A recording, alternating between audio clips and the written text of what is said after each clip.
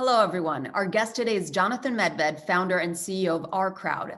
Jonathan, it's a pleasure to have you with us. You recently announced a partnership with UAE's Phoenix firm. First of all, tell us, how did this come about? Well, we've been active in the Gulf for years. It even started before this recent business that I built called OurCrowd. I had a business before called Vringo, where our biggest customers were in the Gulf, except that life was very different then. You had to be really careful about how you operated. You had to travel on your foreign passport. It took forever to get there. And today, in COVID, before the incredible rise of these 112 nonstop flights, it also took a long time. So, I was a believer in this possibility, but none of us saw that the incredible development would happen as quickly as it did. And it's so historic. I think people don't really understand the impact that this is having on the world. I liken it to the dropping of the Iron Curtain. Okay, in other words, when they broke through on the Berlin Wall and they opened up east to west, that changed the world, certainly changed Europe. The sand curtain that existed between Israel and the Gulf in the middle of the desert, that's now come down, and there is no rebuilding it. It's simply an inexorable part of history that many other countries, inshallah, Emir Hashem, will join. And this is going to be, I think, a historic moment we'll be looking back on and saying, this is when it really started. So plans for the future.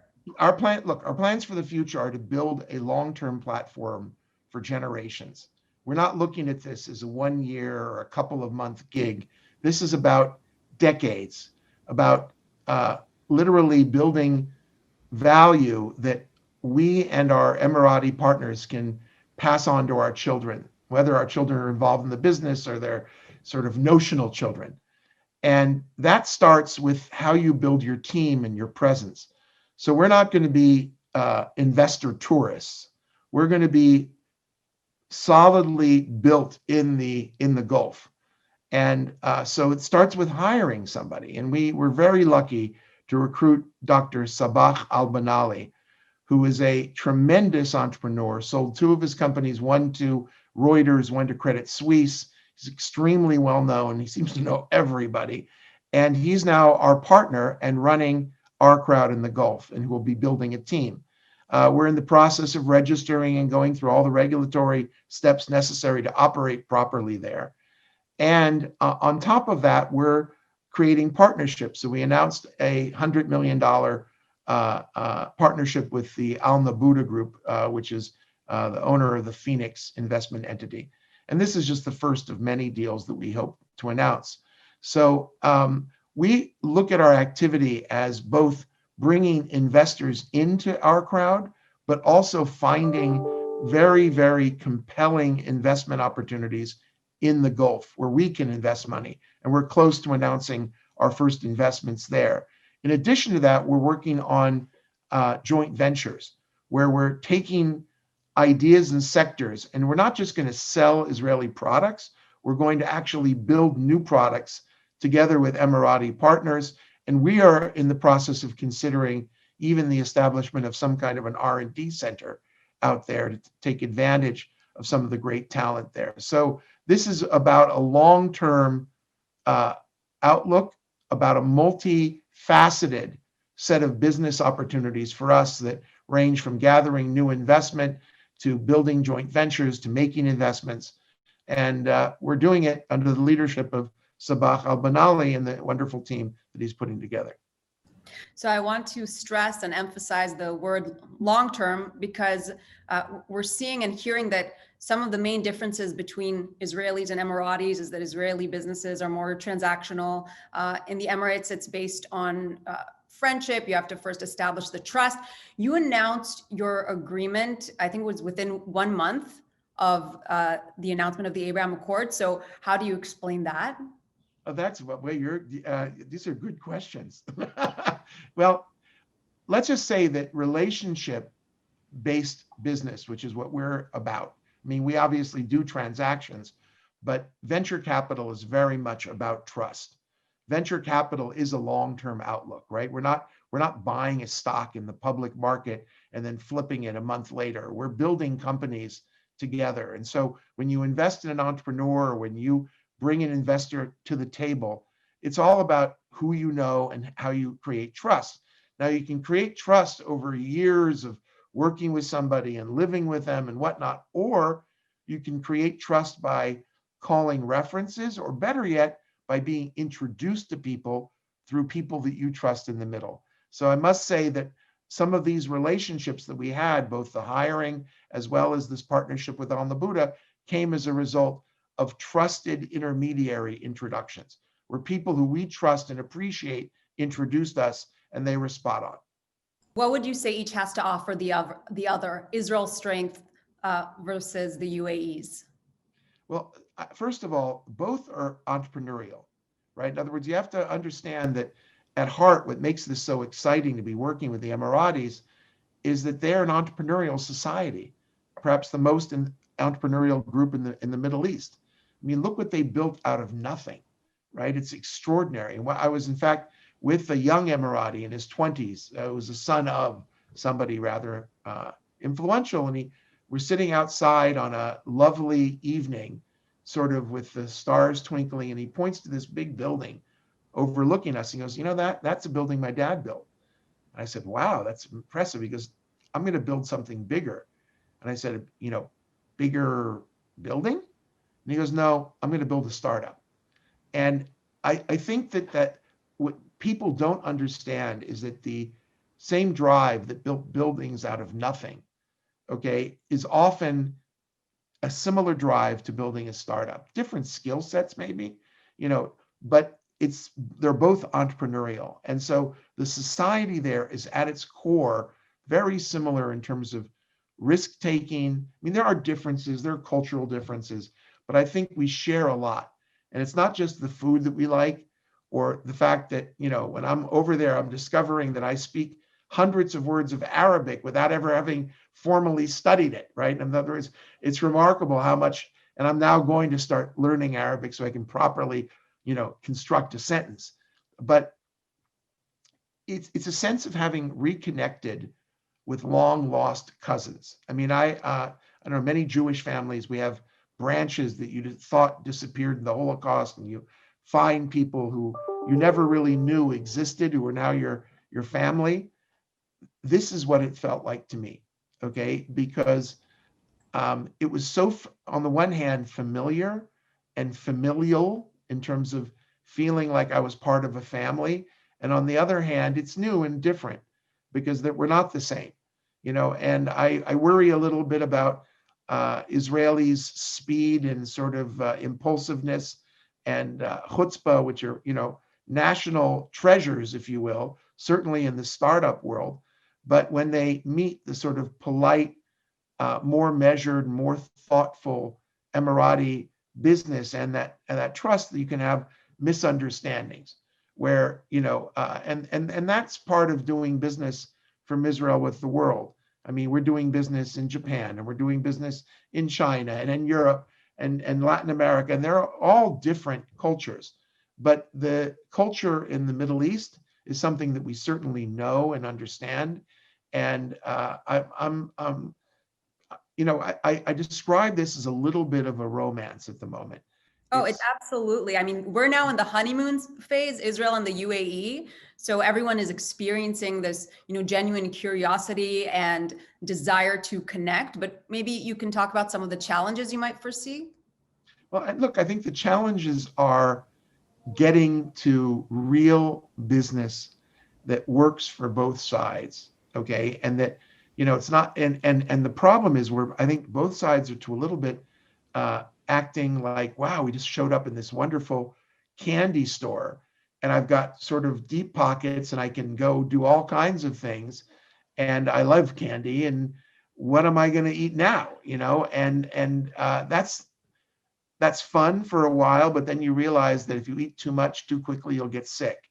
Okay. And you have to basically sort of measure and plan.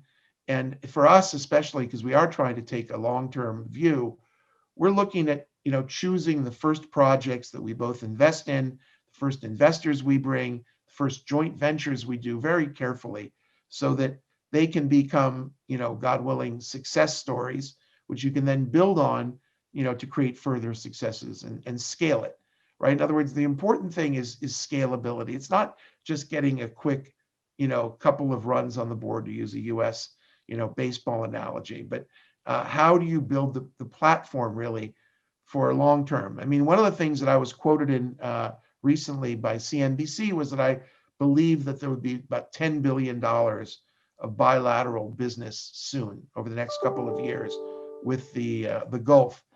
And I was a little nervous about saying that because they were gonna, I knew they were gonna ask me for a number, and I thought about it hard, and I said 10 billion sounds to me right. And then literally the same day that I said that, the US, Emirati, and Israeli governments announced the $3 billion Abraham Fund, which made me feel a lot more comfortable that I was in the right ballpark, so to speak. Really good timing also. Yeah, I was very lucky. But then I sat down with Sabah, my regional head, said, why didn't you talk to me? I would have told you that you were completely wrong. And so he's very much, he's an Emirati, but he's a little bit Israeli because he is very, very direct. And I said, wrong? He goes, yeah, you left off a zero, as in it's going to be 100 billion. Now, I don't know if he's right, but this is really huge potential. And the potential is not just about these energies mixing and investment, but we're opening up markets. We are gathering attention and interest from around the world. Today, I was on a call with a group of almost 100 German business leaders who all they wanted, the whole seminar was about, what's going on between Israel and the Gulf and how does Germany play a role. Then I was, and I'm not allowed to tell you what happened at this because it was Chatham rules, but it was fascinating, okay, that such a thing is going on. A couple of weeks ago, I was on a similar session, okay, where a big topic of, but it was with Japanese investors and Japanese businessmen. So you've got this situation where it's not just Israel and the Emirates falling in love and honeymooning or whatever, but it's the whole world watching this. Now, part of it is that we're living in a pandemic where the amount of good news is, let's say less than we would hope. And this is unadulterated good news, right? This is just who's against this. Okay, maybe the Iranians, Hezbollah, Hamas, they can chew on it, but the reality.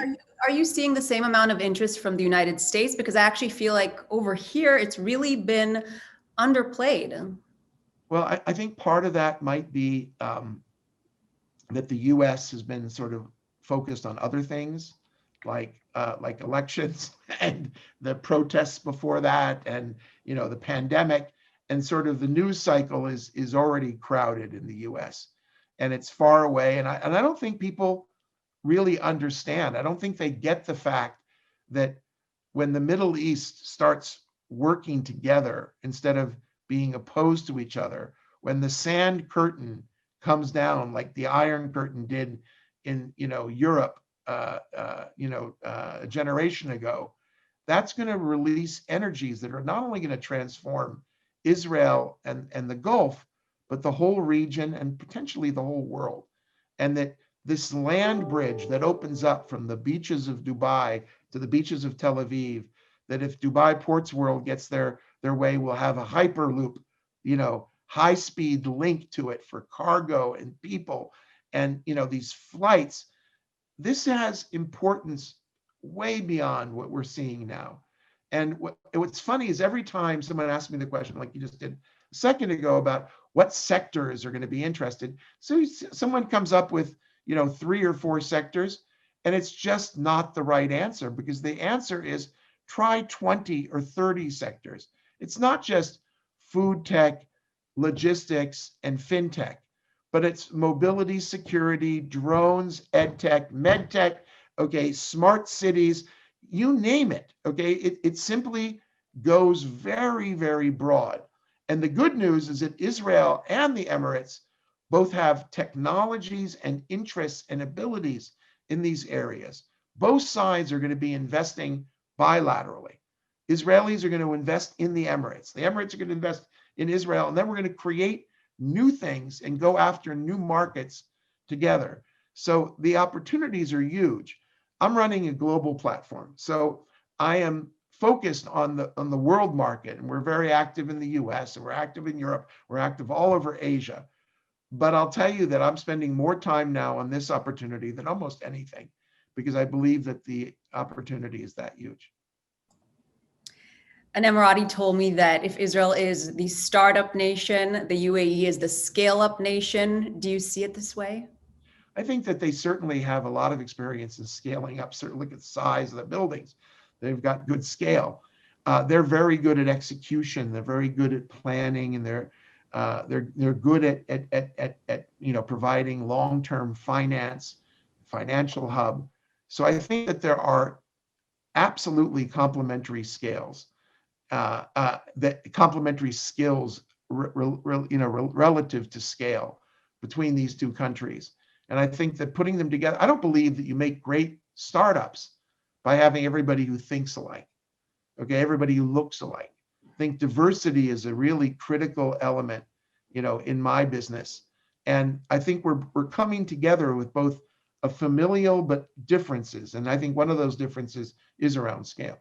And not to undermine Israel's achievement, but what Israel did in, say, 70 years, the transformation of Dubai that I recently visited, it happened over 30 years.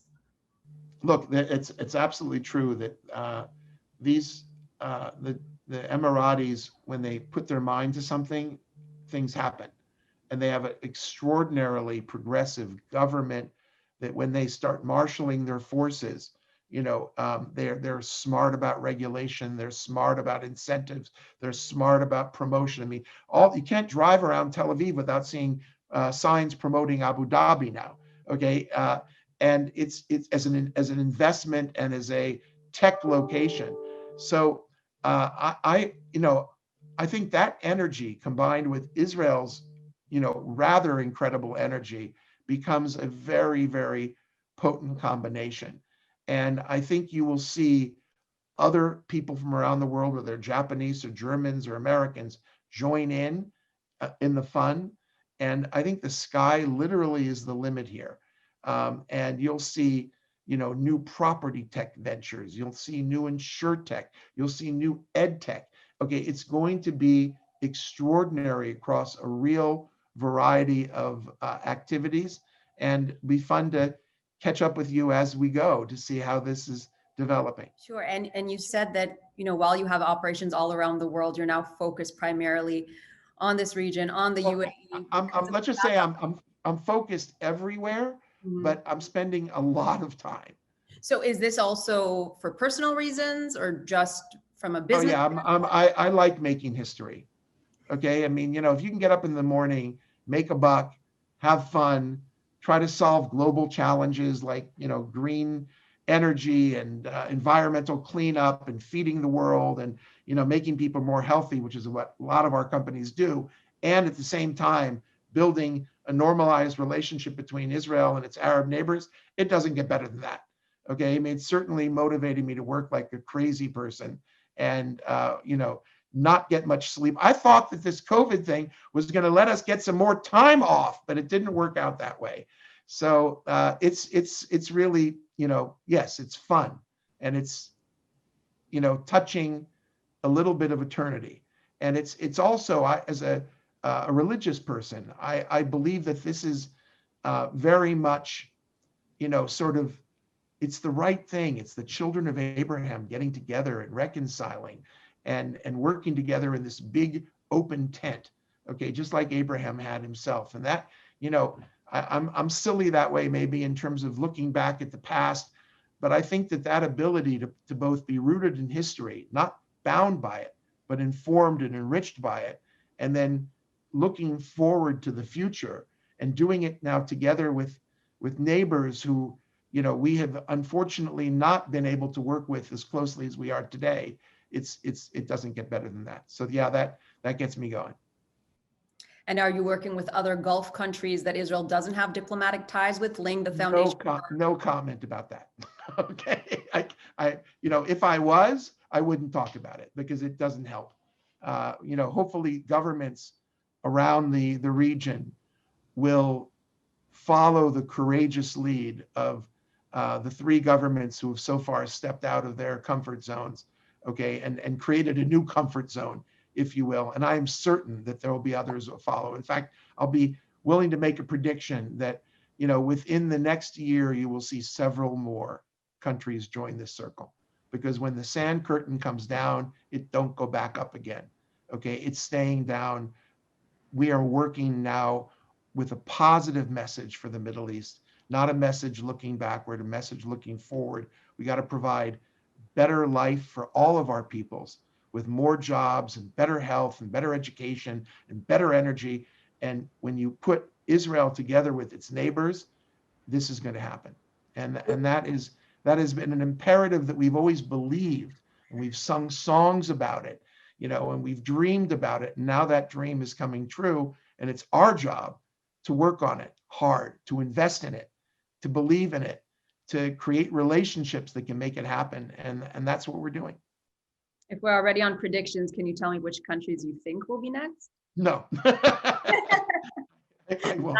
That's the most you'll give me. No. I think that they're obvious, right? And I think that there will be a bunch of them. I think that, a lot depends on the geopolitics and what the role of the U.S. is going to be, which I hope, God willing, will, continue to support this. We have to really thank the U.S. government for being a very, very big part of this coming together. And if it continues, that kind of support, which I think it will, okay, good things are going to happen. Can you share from your experience from 2019? You spoke in Abu Dhabi at the SALT conference. What was that like? That was just 1 year ago, and it seems like it was a decade ago. So much has happened, in that 1 year. I was there in December of 2019. And it was a transformational experience for me, because when I got the invitation, I was a little excited. And I went to my hosts and I said, "Now, you want me to speak about Israel, right?" They said, "Absolutely." And I said, "And you're cool with that, right?" And in other words, there's going to be press in the audience. They said, "Absolutely. We want to hear about Israel's successful model with startups." So, this was a very transformational, exciting time. Very quickly, give me 3 tips for Israelis looking to do business. Everyone is swarming the UAE. Let's do it smart. What would you tell them? What would you advise? I would say, think before you talk, okay? Plan before you make a proposal, and make sure that what you are talking about doing from a business standpoint is a total win-win. Okay, this is only going to work if both sides have a win. Don't try to squeeze the last dollar or the last percentage out of the transaction. Leave something on the table. Make sure, by the way, they're very good negotiators, so I don't think that's going to be a problem. But the reality is, think long term, okay? Just slow down a bit. I know it's hard for us, okay? Work on building the relationship. Make sure you've planned what you're about to, embark on, and then make sure that it works for everybody. Jonathan Medved, a pleasure speaking with you today. I'm looking forward to continuing to follow everything you're doing in the Gulf and beyond. I look forward to it too, Michal. Thank you very much. It was great. Yeah, thank you.